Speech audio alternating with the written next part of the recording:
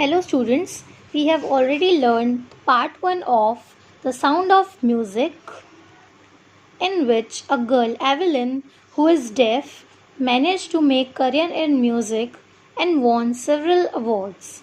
Let's learn part 2 of this chapter, that is The Shehnai of Bismillah Khan. Think of the Shehnai and the first thing you will probably imagine is a wedding or a similar occasion or function. The next would probably be Ustad Bismillah Khan, the Shehnai maestro playing this instrument. If we think of Shehnai, the first thing which comes to our mind is wedding.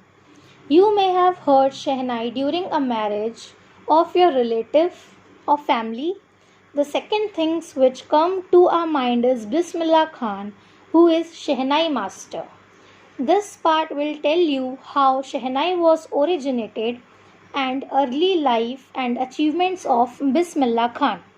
Let's start the chapter. Paragraph 1. Emperor Aurangzeb banned the playing of a music instrument called pungi in the royal residence, for it had a shrill, unpleasant sound. Pungi became the generic name for reed noisemakers. Few had thought that it would one day be revived. A barber of a family of professional musicians who had access to the royal palace decided to improve the tonal quality of the pungi. He chose a pipe with a natural hollow stem that was longer and broader than the pungi and made 7 holes on the body of the pipe. Pungi, a musical instrument, was banned by Emperor Aurangzeb because of its shrill and unpleasant sound. In fact, it was regarded more as a noisemaker rather than musical instrument.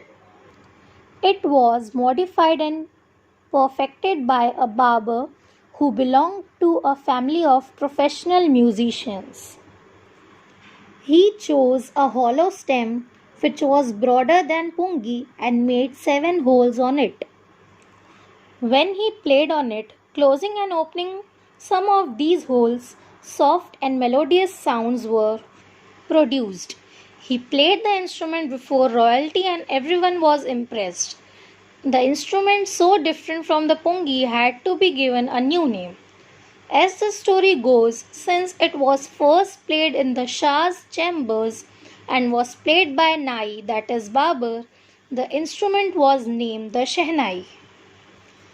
When he tried by covering some holes of it, surprisingly soft and melodious sound came out of it. Later, he played it before royalty and everyone was impressed by that sound. They named it as Shehnai because it was first played in Shah's chamber and was played by Nai, which means barber. So 2 words, that is Shah and Nai, together made Shehnai. Paragraph 2. The sound of the Shehnai began to be considered auspicious, and for this reason it is still played in temples and is an indispensable component of any North Indian wedding. In the past, the Shehnai was part of the Naubat or traditional ensembles of 9 instruments found at royal courts. Till recently, it was used only in temples and weddings. The credit for bringing this instrument onto the classical stage goes to Ustad Bismillah Khan. Traditionally, it was played in the temples and on every auspicious domestic occasions also. Its sound was regarded as auspicious. Earlier, Shehnai was a part of traditional group of 9 instruments in royal court. Ustad Bismillah Khan was the only person who brought this instrument. Paragraph 3. As a 5-year-old, Bismillah Khan played gilli danda near a pond in the ancient states of Dumrao in Bihar. He would regularly go to the nearby Bihariji temple to sing the Bhojpuri Chaita, at the end of which he would earn a big laddu weighing 1.25 kilograms, a prize given by the local Maharaja. This happened 80 years ago, and the little boy has travelled far to earn the highest civilian award in India, the Bharat Ratna. When Bismillah Khan was 5 years old, he used to play gilli danda near a pond in Dumrao in Bihar. He regularly went to Bihariji temple to sing Bhojpuri Cheta and earned laddu of 1.25 kilograms by Maharaja. He won the highest civilian award, that is Bharat Ratna. Paragraph 4. Born on 21 March 1916, Bismillah belongs to a well-known family of musicians from Bihar.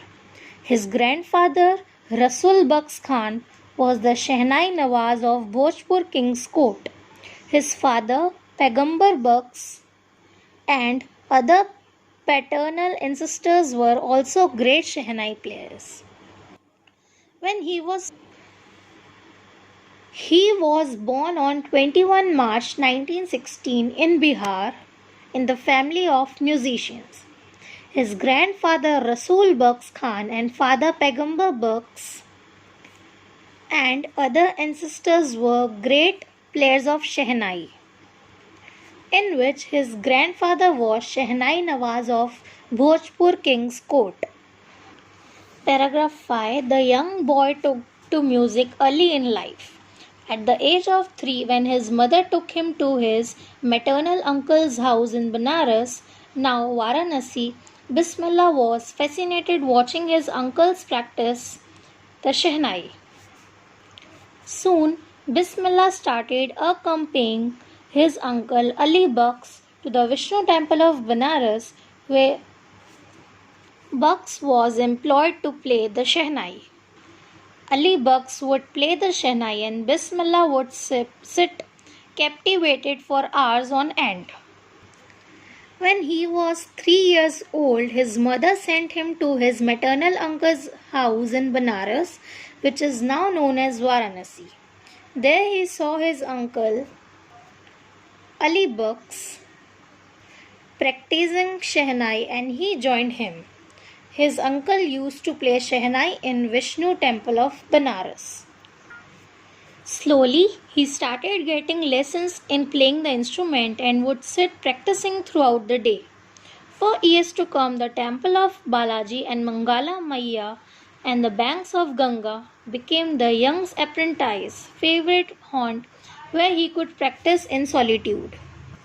The flowing waters of the Ganga inspired him to improvise and invent rags that were earlier considered to be beyond the range of the Shehnai. Bismillah went with his uncle daily. He started practicing the whole day near temple of Balaji and Mangal Maiya and the banks of river Ganga. He improvised his Shehnai playing by hearing the sound of flowing water of Ganga and also invented rags which was earlier treated as an incomplete musical instrument which is not capable of creating independent rags. But Bismillah Khan broke this myth. We will continue this chapter in next video.